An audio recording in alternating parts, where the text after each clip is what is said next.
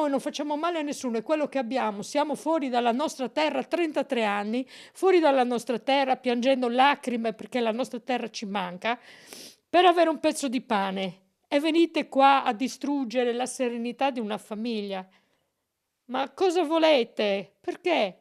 Io vorrei riavere le mie cose. Scendono le lacrime a Ornella dopo la lunga notte insonne, rientrando a casa verso l'ora di cena in via Colombo, poco lontano dalla stazione di Spresiano. Lei e il marito Franco si sono ritrovati l'abitazione svaligiata dai ladri.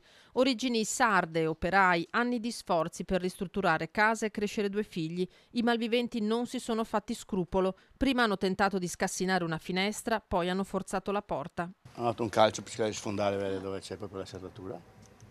No, qui me l'hanno spaccato, l'ho inquadrato stamattina io. Dopo sono riusciti ad aprire questo, poi mi hanno messo questo praticamente da qua, no? La porta è quella che è. Qua, poi un po' aperto, qua. Quindi sono entrati in casa armati di un bastone. Sotto la panchina all'ingresso sono stati ritrovati degli attrezzi prelevati dal portico sul retro. Il manico di un piccone è stato lasciato sopra un letto. Loro l'hanno preso come arma, se io arrivo che li becco su, speriamo di difendere. Si erano anche armati, insomma, per affrontare una reazione. Sì, è il piccone con la scure da qua. Perché se io arrivo, li trovo uscendo, magari loro sapevano già dove c'era un'arma, io devo cercarmi un'arma per difendermi. No, li hanno già pronta là. Quindi sono gente che sono entrati con intenzioni cattive. E io con la legge italiana posso difendermi in casa mia?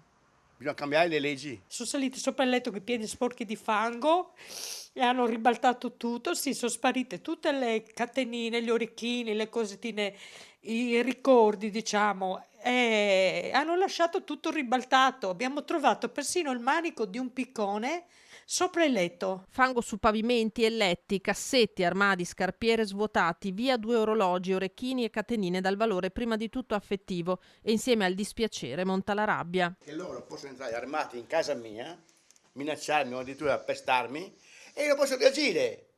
Ma io d'ora in poi, lo giuro su Dio, torno a casa mia, vi ammazzo, punto e basta. Io vi ammazzo.